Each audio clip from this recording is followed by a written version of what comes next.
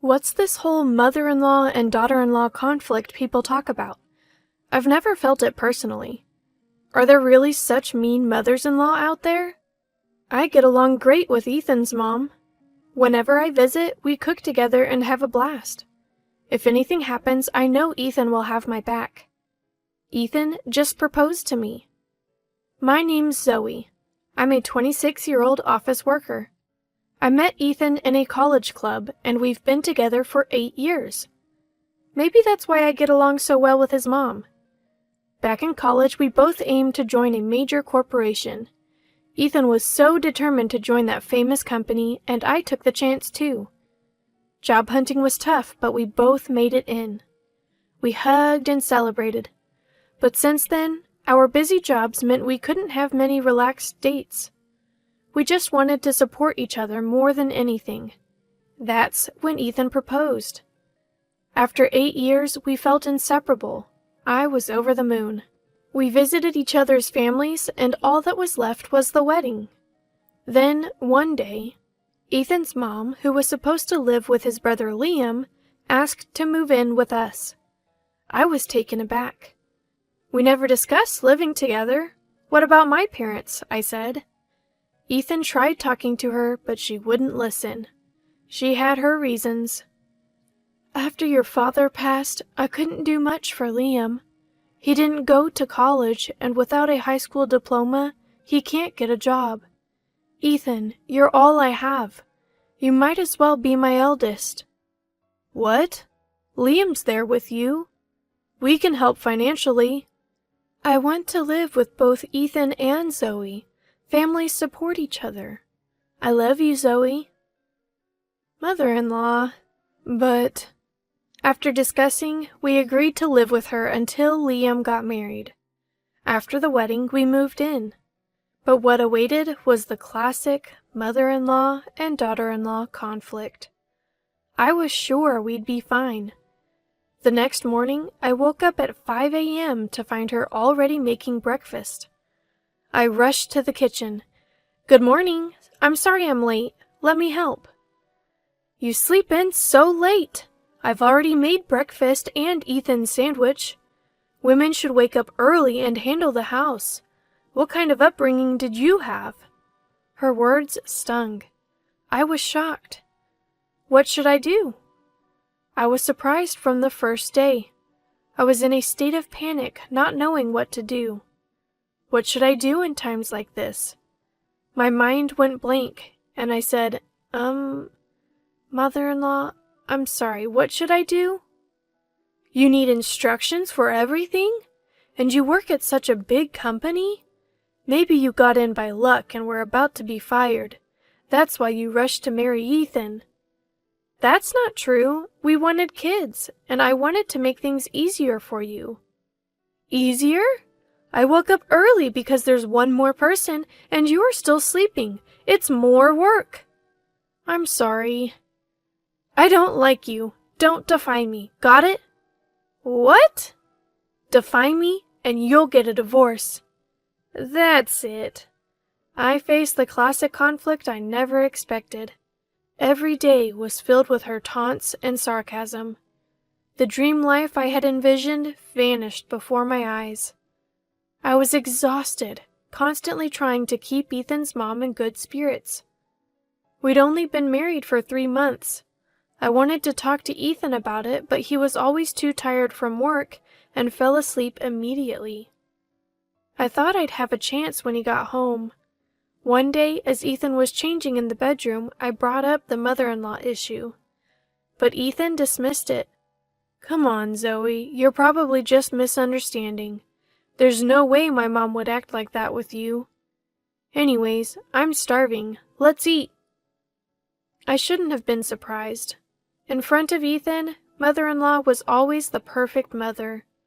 But behind closed doors, she was a nightmare. She'd constantly threaten, defy me and you'll get a divorce.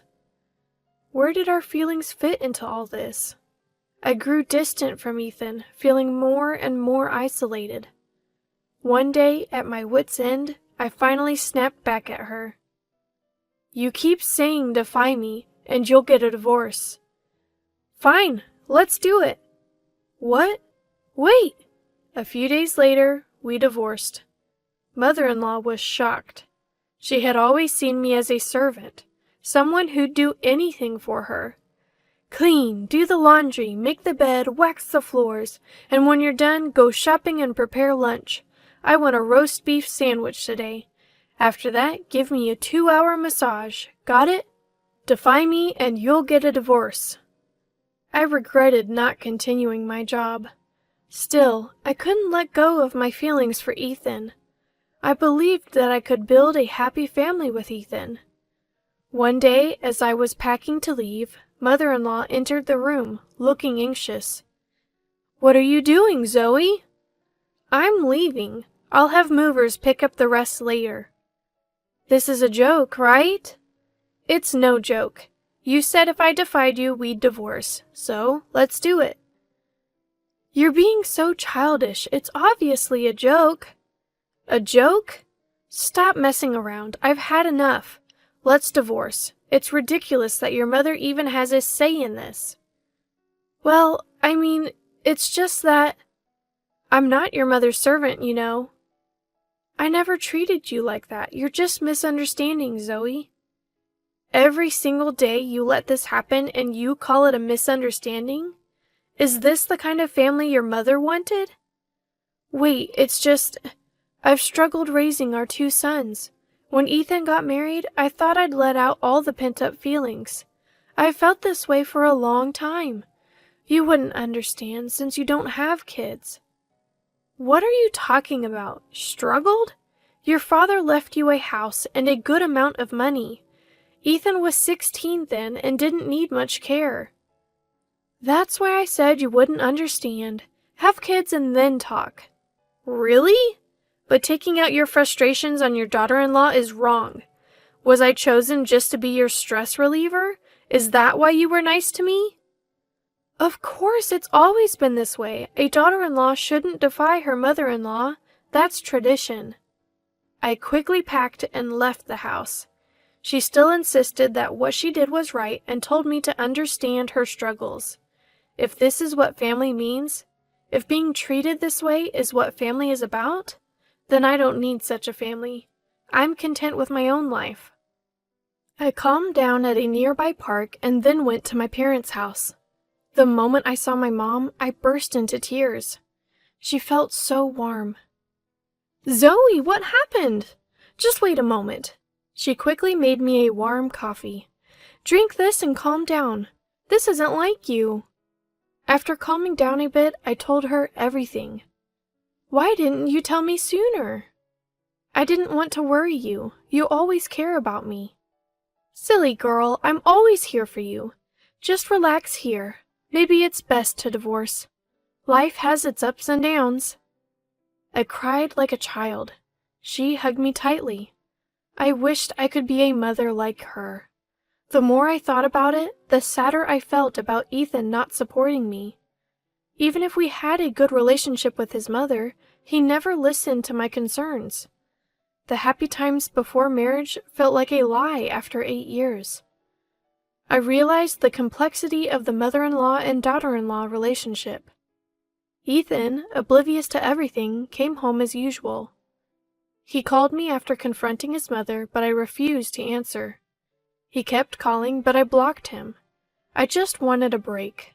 Ethan kept calling me over and over again.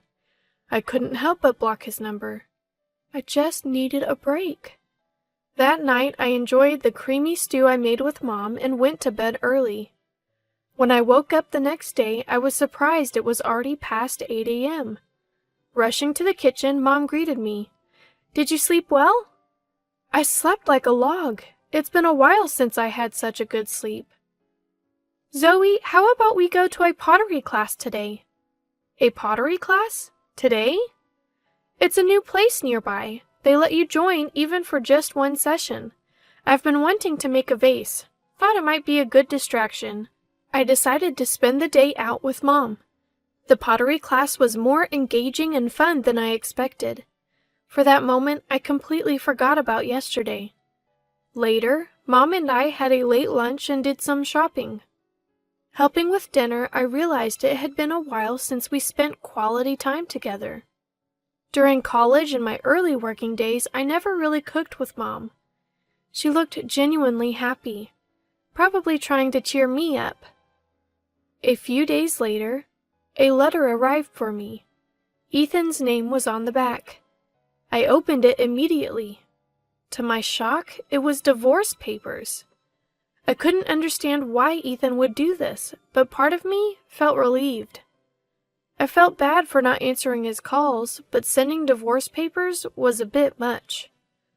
With no lingering feelings, I decided to fill them out and submit them to City Hall. Is this how breakups go? I started to think Ethan was just like my mother-in-law. What happened to those happy 8 years? As these thoughts consumed me, my phone buzzed. It was an email from Ethan. I hesitated but opened it, and there, the email painted a picture of Ethan completely under mother-in-law's control. She had manipulated him, blaming everything on me. I was shaking. Could this really be happening? Had mother-in-law cried to Ethan? My head was spinning. Ethan's message. I always believed in us. It hurts to be betrayed like this. Left me conflicted. It was clear mother-in-law was behind this, but my feelings remained unchanged. The realization of mother-in-law's true nature was terrifying. Regardless, I decided to submit the divorce papers the next day. The next morning, I went to the city hall and had the papers processed. Surprisingly, I felt a weight lifted off my shoulders. Feeling motivated, I decided to start job hunting. A few days later, I got a call from a former boss. There was an opening in a subsidiary company, and they were struggling to find the right person. The offer was tempting, so I expressed my interest. Then, my phone rang. It was Ethan. Answering, I could hear a frantic Ethan. Zoe, you haven't submitted the divorce papers, right? Let's forget all about it. What? I'm sorry, I didn't know everything. Liam told me everything. It was all Mom's doing. Liam knew about her true nature, but couldn't intervene because he feared she'd kick him out. He's really sorry. So what do you want? I want to apologize. I'm truly sorry. It's too late. Please don't contact me anymore. It's over. What? Let's get back together. It was all Mom's fault. I was a victim too. Victim? You never listened to me. But I thought Mom was telling the truth. She's always been kind, so I thought you were mistaken. Do you realize how much I suffered? How hard it was? Mother-in-law kept piling chores on me. You never listened. This is the result.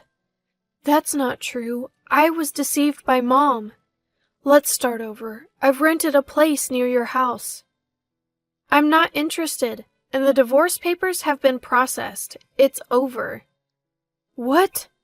I shouldn't have sent those papers. It was all Mom's idea. You always blame Mom. Liam seems to understand better.